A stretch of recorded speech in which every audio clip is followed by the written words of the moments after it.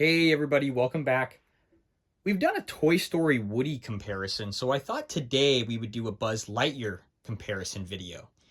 And just like the Woody dolls, each Buzz has some differences.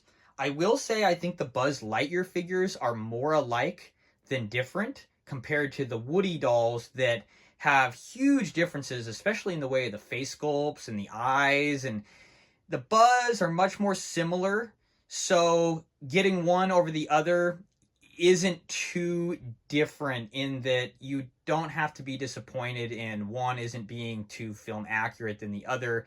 They're all pretty similar, whether you're spending $15 or you're spending $400. And the price differences on these are pretty insane.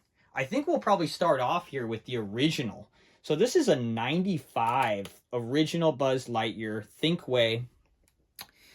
This is from my childhood. It's got a little bit of wear and tear, but really for its age and what it's been through, it's phenomenal. What I like about this guy is, one, you have the beautiful closing and opening of his space helmet. You also have a really well recorded Tim Allen voice. Stand back while I power up my laser. You have that laser on Be there. careful. You don't want to be in the way when my laser goes off. Buzz Lightyear reporting for sector duty. You know, just really well done. I remember, you know, as a kid, this was, you know, you had that laser button on the arm. You know, this is high quality too. I mean, this is 28 years old and still just works like a charm. Extremely stiff joints. Everything is tight.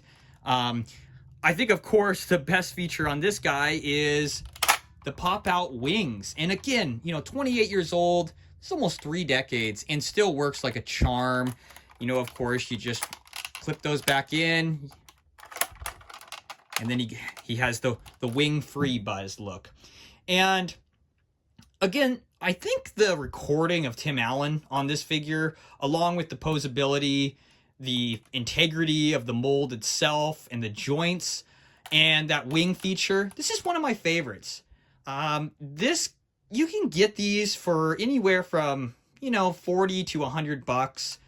You definitely want to go for as mint as possible, because this could be a quintessential Buzz Lightyear. You really wouldn't need anything else on the shelf if you wanted to go that route. Now, there's some other routes to take. If you want to go crazy, you can go for the Holy Grail of Buzz Lightyear figures, and that's this 2010 Signature Collection. Now, this is a gorgeous figure. It's mint in box, and the box is so film accurate that I'm not going to open this one up. These go for hundreds of dollars. And I do agree that it's probably the best Buzz out there, but I'll show you why I'm kind of weary about saying that. As you can see, this box is one of the best parts, though. It's completely film accurate with this cartoon on the back. It's got the flip out wings.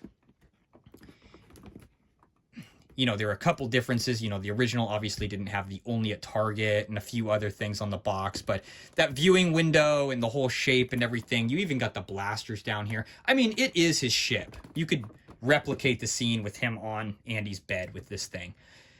Here's where I think that there's one issue. I am Buzz Lightyear. Buzz Lightyear reporting for sector duty. I am Buzz Lightyear. To infinity and beyond. The recording of the Tim Allen is, I don't think it's Tim Allen. I think it might be a voice actor, or the way that they did the recording, it's just poorly done, even compared to the 1995 version, which is really disappointing. It is cool that, you know, his head turns with the voice. He obviously has the pop-out wings and everything, but you can't see that, you know, with him in box. He has the laser on the arm. Basically the 95 figure, but they just tried to go a little bit more film accurate, and really you're paying for this box and the movability, you know, of his head with the voice. You can also see, too, I am Buzz Lightyear. he's got that light up. Reporting for sector duty. I am Buzz Lightyear. It's got that light up wing. You can see the red and the green. very cool, screen accurate. You know, the 95 one doesn't have the electronics in the wings, so you're paying for that as well. Face sculpt is pretty much the same as the 95, maybe a little bit more fine-tuned. Eyebrows are on point. Yeah, beautiful figure. I mean, it really is. The box alone, this is an absolute display piece. I'm just not too crazy about the voicing. But yeah, if you want to go crazy, you can get this collector's version. And it's definitely a showstopper if you have it on your shelf. But get ready to pay, because this thing is expensive, if you can even find them.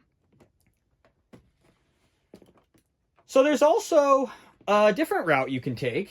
And I don't know if these are still available, but this is a 2019 Target Buzz.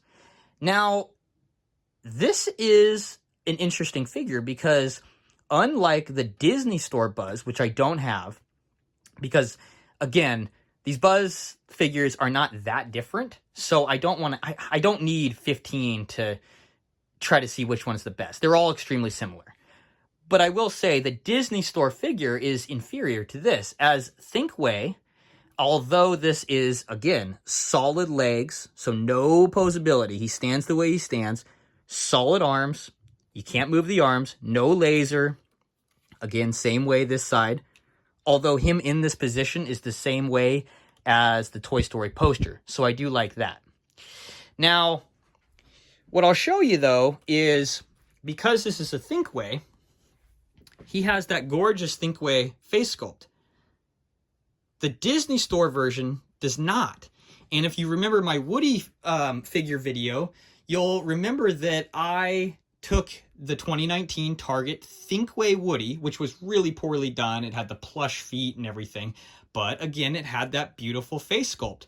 So I put that on the Disney Store Woody body, and it turned out phenomenal. This Buzz has not only the Thinkway face sculpt, but I actually really like how it kind of stands as a statue. And again, I have the poster behind it up on the shelf, and he's in the same formation as the poster. Now, he doesn't have any wing capability. Everything is on this guy is pretty much solid. He's kind of a statue. He does have the flip up and down helmet, which is very cool. And It's a secret mission in uncharted space. Let's go. The slingshot maneuver is all we've got. All right, full speed ahead. Buzz Lightyear to the rescue. he does have a pretty nice speaker. It's actually a lot louder than the other figures. Again, a little bit of a recording issue, though. I think what this figure has is Tim Allen just being a little bit older. You know, Tim Allen now is, I think, late 60s, maybe early 70s. And you can definitely tell in the recording that he sounds different. I think voice recording, the best one is going to be that 95 original Thinkway Buzz. I think face sculpt, this one has a really high eyebrow, and I really like that look.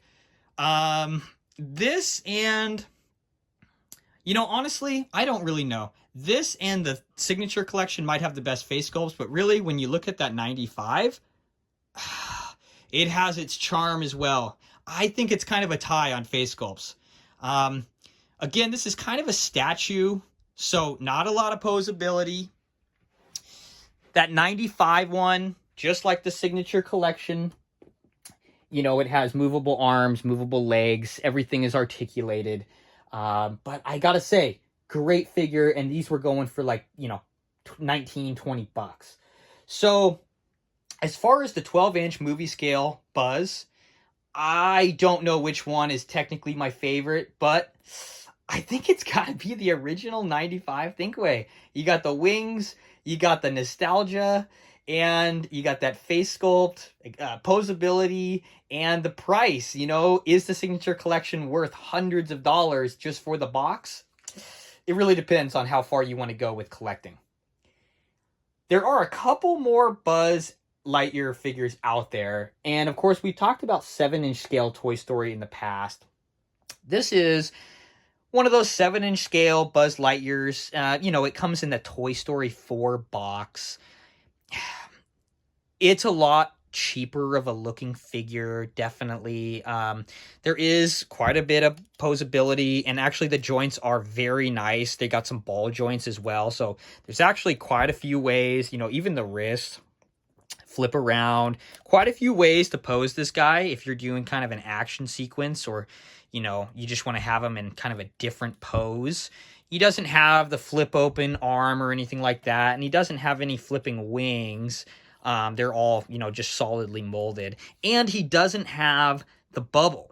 So this is a very cheap 7-inch scale figure, but it's cool. I mean, if you're doing a 7-inch scale collection and this is all you want to get at the moment, you know, it's totally fine. I think these are like $10. And this is actually one of the build-yourself Bandai model kits. And I gotta say, if you're going small scale, this may be one of the best. Again, you do have to build it yourself. It takes quite a few hours, but the turnout is really good. He's even got functioning folding wings. He's got a lot of opposability. Even for a build-it-yourself model, you'll see that actually all these joints are working. I mean, everything down to the ankles, the wrist, that flip out. You know, not everyone has that on the figure, and this Bandai version did. And the face sculpt, too. It comes with a bunch of different faces you can flip in and out. It even comes with a half helmet, or you can pop in the full helmet. You can take the face off and move the eyeballs in the back and direct them wherever you want to. No buttons work or anything like that, although the chest button for the wings is supposed to activate the wings.